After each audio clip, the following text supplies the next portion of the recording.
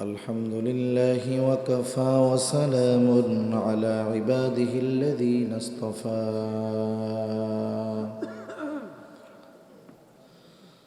أما بعد فأعوذ بالله من الشيطان الرجيم.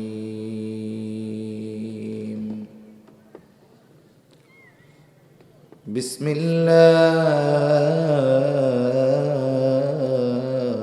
الرحمن الرحيم.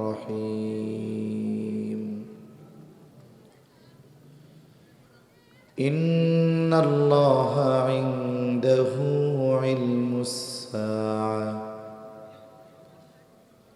وينزل الغيث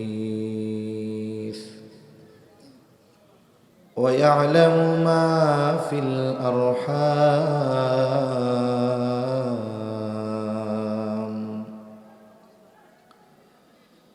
وما تدري نفس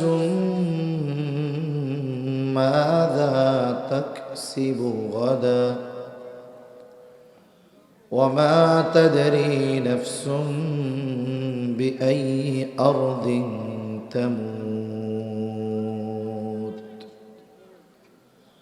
إن الله عليم خبير. وقال رسول الله صلى الله عليه وسلم: لا تقوم الساعة حتى يقبض العلم وتكثر الزلازل ويتقارب الزمان وتظهر الفتن وتكثر الهرج وهو القتل حتى يكثر فيكم المال فيفيد، أو كما قال النبي صلى الله عليه وسلم: صدق الله العلي العظيم وصدق رسوله النبي الكريم، ونحن على ذلك لمن الشاهدين والشاكرين، والحمد لله رب العالمين. سبحانك لا علم لنا إلا ما علمتنا إنك أنت العليم الحكيم. اللهم صل على محمد وعلى آل محمد كما صليت على إبراهيم وعلى آل إبراهيم إنك حميد مجيد. اللهم بارك على محمد وعلى آل محمد كما باركت على إبراهيم وعلى آل إبراهيم إنك حميد مجيد. الحمد لله। ঐতিহ্যবাহী সিরাজগঞ্জ জেলার অন্তর্গত তাড়াশ থানাধীন কহিত মদিনাতুল উলুম হাফিজিয়া মাদ্রাসার উন্নতি কল্পে 28তম বার্ষিকী আজিমুশান ওয়াজ মাহফিলের সম্মানিত শ্রদ্ধেয় সভাপতি সহ সভাপতি মণ্ডলী, প্রধান অতিথি, বিশেষ অতিথিবৃন্দ সহ সম্মানিত শ্রদ্ধেয় উলামায়ে কেরাম, সামনে উপস্থিত মুরব্বিয়ানে কেরাম, সমবয়সী যুবক বন্ধু, স্নেহের ছোট ভাই, মাইকের আওয়াজ যত দূরে যায় নিজ নিজ স্থানে অবস্থানরতা সম্মানিতা শ্রদ্ধেয়া মা ও বোন, আল্লাহ তাআলার দরবারে অগণিত শুকর যে মহান মালিক আমাদের হায়াতে বরকত দিয়ে সুস্থ রেখে বিজ্ঞ উলামা হযরতদের জবানে খুবই গুরুত্বপূর্ণ কথা শ্রবণ করবার সেই ধারাবাহিকতায় আমাকেও কিছু কথা আপনাদের খেদমতে বলার সুযোগ যে মহান মনিব দান করেছেন, সে মহান মনিবকে খুশি করার জন্য মোহাব্বতের সাথে অন্তর থেকে জবান খুলে কালিমাতুশ শুকর পাঠ করি। আলহামদুলিল্লাহ। অগণিত দুরুদ ও সালাম সৈয়দুল আম্বিয়া, আশরাফুল আম্বিয়া, খাতামুল আম্বিয়া, ইমামুল মুরসালিন, রহমাতুল লিল আলামিন মুহাম্মাদুর রাসূলুল্লাহ সাল্লাল্লাহু আলাইহি ওয়াসাল্লামের উপর। আমি আপনাদের খেদমতে পবিত্র কোরআনুল কারীমের একটি আয়াত ও রাসূল আকরাম সাল্লাল্লাহু আলাইহি ওয়াসাল্লামের অগণিত হাদিস থেকে একটি হাদিস পাঠ করেছি। আল্লাহ তাআলার কাছে তৌফিক চাই, আল্লাহ তাআলা কিছু কথা বলার তৌফিক দেন, যে কথাগুলো আমাদের সবার দুনিয়া এবং আখিরাতের জন্য কল্যাণকর হয়। সকলে জবান খুলে বলি আমিন। রাত অনেক, যেসব অঞ্চলে আমার কম বেশি যাওয়া হয় বেশি, সেই সব অঞ্চলের মাহফিলগুলো ইতিমধ্যে সব শেষ, কিন্তু আমরা আজকে এই সময় শুরু করতেছি। কারণ স্বাভাবিক, আপনাদের দিনভর কাজ ব্যস্ততা, এদিক যদি বলা হয় যে এশার পরে বয়ান করি, বলে না হুজুর, শুরুই তো হয় এশার পরে। অনেক অঞ্চলে এশার পরে একজন, এরপরে শেষ।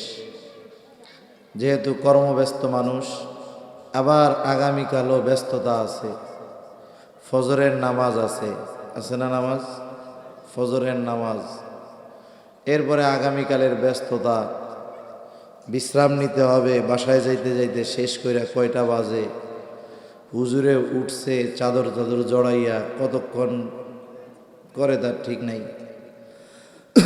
চিন্তিত হওয়ার কারণ নাই, অতি লম্বা কথা বলবো না, খুতবাটাও শর্ট করছি, আর আলাদা কোনো কথা নাই, মূল কথা অল্প সময়, খেয়াল দিয়া শুনবো ইনশাআল্লাহ।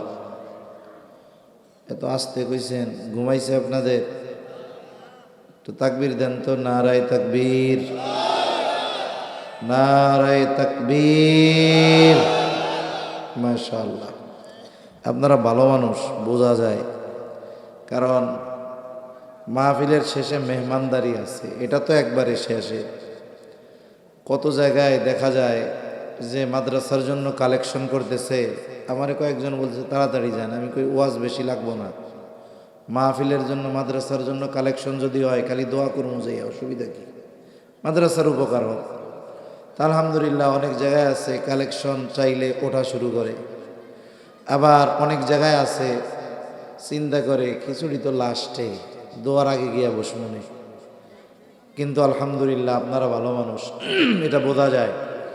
আলহামদুলিল্লাহ মাদ্রাসার জন্য দিয়েছেন, আবার সুন্দর মতো বৈশাও আছেন। আল্লাহ তাআলা আপনাদের বদৌলতে আমাদের সবাইকে কবুল করেন, বলি আমিন।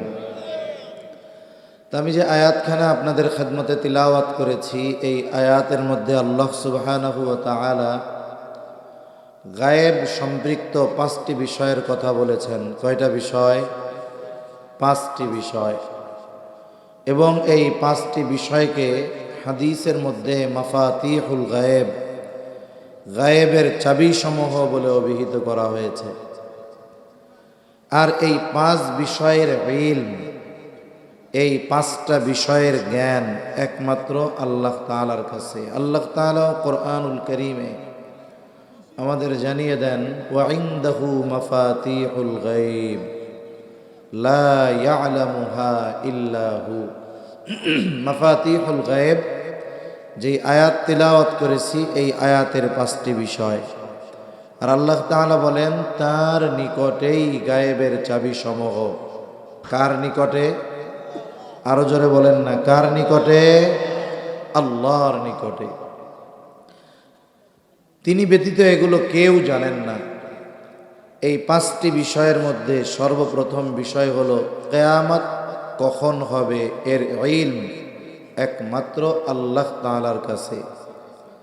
কিয়ামত হবে, আমরা সবাই এই বিষয়ের উপরে ঈমান এনেছি। কিয়ামত হবে এই বিষয়ের উপরে আমাদের সবার ঈমান আছে না? বিশ্বাস আছে? আছে। তবে হবে কখন কেউ জানি?